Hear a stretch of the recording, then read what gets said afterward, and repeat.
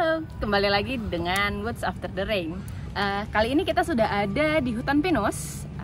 Beberapa minggu yang lalu ada yang request, gimana kalau explore hutan pinus karena pasti biotanya berbeda. Nah, hari ini kita akan coba cek kira-kira kita nemu apa aja yang ada di hutan pinus ini. Yuk, kita akan lanjut dan kita akan explore hutan ini.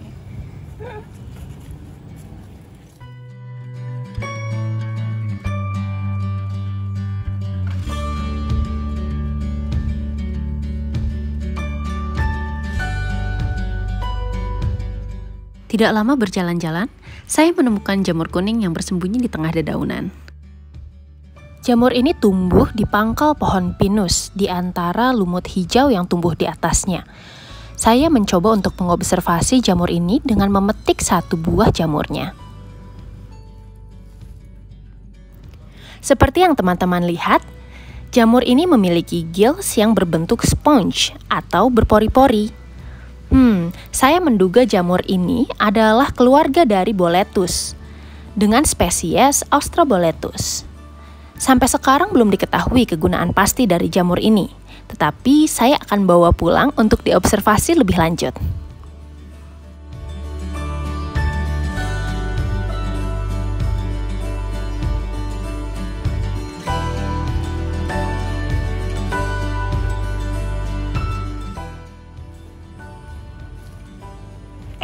Ada jamur juga nih kayaknya.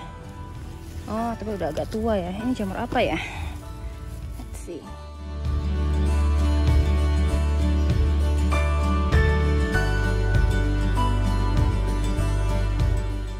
Melihat bentuk dari jamur ini, saya menduga bahwa jamur ini adalah jamur Marasmius spesies. Sebenarnya jamur Marasmius ini tumbuh dengan berbagai macam warna dan bentuk. Akan tetapi, ada beberapa hal yang menjadi ciri khasnya. Yang pertama, cap jamur ini cukup bergelombang dan agak keras dan menyerupai lonceng. Yang kedua, kita bisa melihat bahwa stipenya atau batangnya cukup keras ketika kita pegang. Marasmius spesies ini tidak bisa dikonsumsi, tetapi bentuknya yang cantik membuat jamur ini menjadi pajangan yang indah di hutan. Kebetulan yang saya temukan sudah agak tua, jadi sebaiknya saya kembalikan agar bisa menyatu dengan tanah.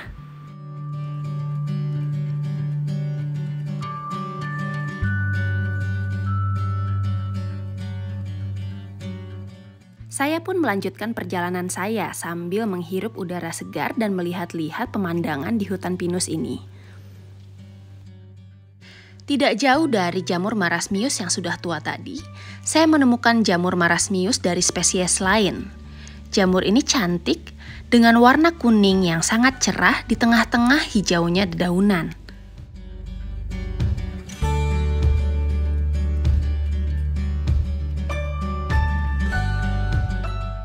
Saya akan mencoba untuk memetik satu jamur ini untuk kita teliti lebih lanjut. Di spesimen sebelumnya, mungkin kita tidak bisa melihat terlalu jelas karena sudah tua dan memang spesiesnya pun berbeda. Tetapi pada jamur ini, kita bisa melihat bagaimana warna capnya berwarna jingga terang, lalu gillsnya yang berwarna agak krem, dan stipenya yang agak keras dan kecoklatan persis seperti daun singkong.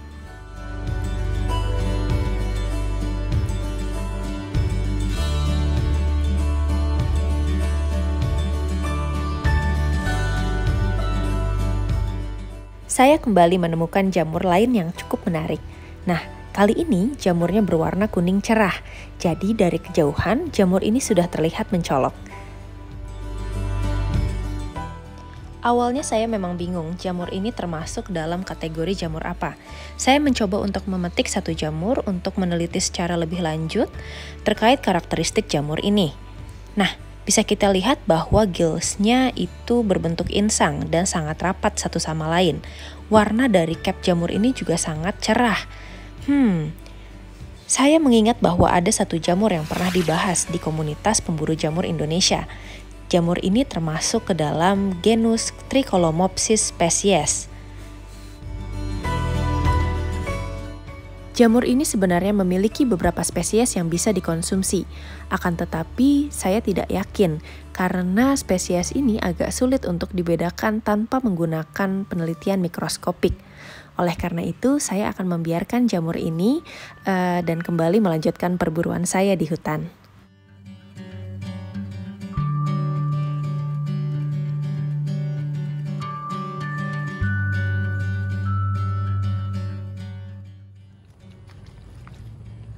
Coba lihat sini. Saya masuk satu lagi. Wah, ini besar banget. Ada 2 jamur di sini. Coba teman-teman lihat.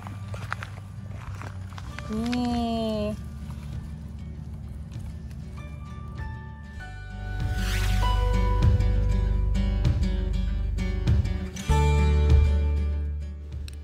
Jamur ini adalah jamur Gymnopus spesies. Ini merupakan salah satu jamur yang paling umum yang kita temui ketika musim hujan. Salah satu ciri umum dari Gymnopus adalah warnanya yang berwarna krem kecoklatan.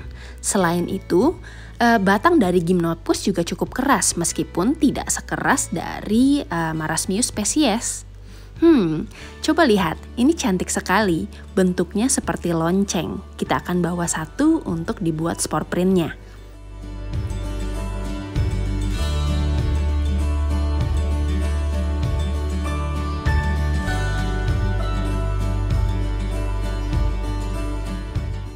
Nah, tidak lama berjalan, saya kembali menemukan jamur yang cukup unik.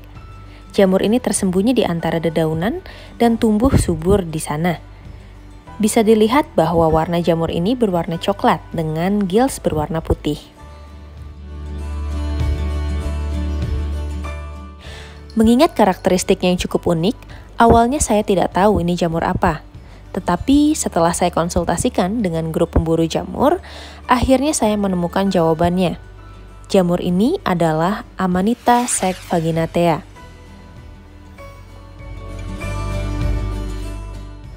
Jamur Amanita terkenal dengan amatoksinnya.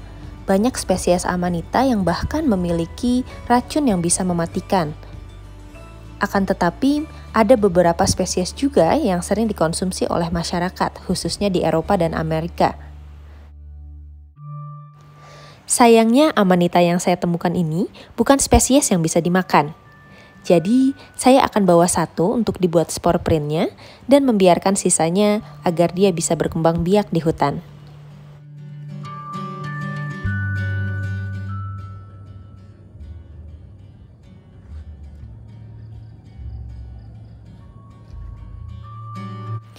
Ketika melanjutkan perjalanan, saya kembali menemukan jamur. Kali ini jamurnya tumbuh di tanah dan berwarna kuning kecoklatan. Jamur ini tidak memiliki insang sebagai gillsnya, tetapi teksturnya lebih mirip seperti pori-pori.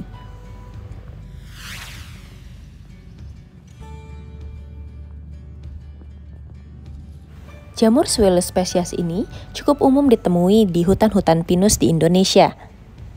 Jika kita lihat, karakteristiknya cukup mirip dengan jamur boletus pada umumnya.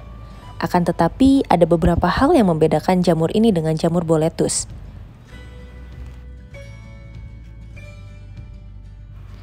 Perbedaan paling menonjol dari kedua genus ini bisa dilihat di capnya.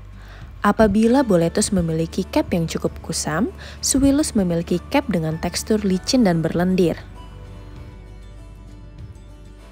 Tidak banyak masyarakat yang tahu bahwa Swellus spesies ini sebenarnya jamur yang edible.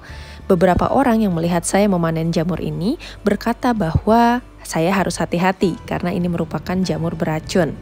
Tetapi tidak. Jamur ini sebenarnya cukup bisa dimakan, akan tetapi memang ada trik-trik tertentu di dalam pengolahannya. Sebenarnya bukan karena jamur ini beracun, lebih ke arah karena tekstur jamur ini tidak menyenangkan untuk dimakan, alias teksturnya sangat berlendir.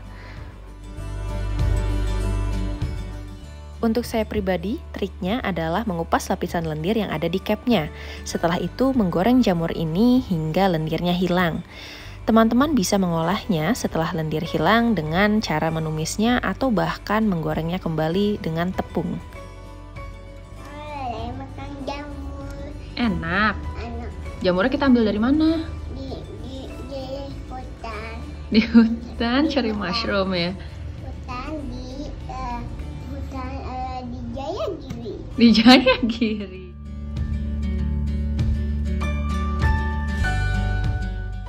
Karena langit cukup mendung, terpaksa saya perlu menghentikan perburuan jamur kita kali ini. Sebenarnya agak sedih meninggalkan hutan ini, karena saya menemukan tempat yang cukup nyaman untuk melakukan piknik. Tidak apa-apa, kita akan ketemu di lain waktu, mungkin di video selanjutnya. Jangan lupa like video ini, dan terus subscribe channel Woods After the Rain untuk video-video mengenai foraging jamur terbaru.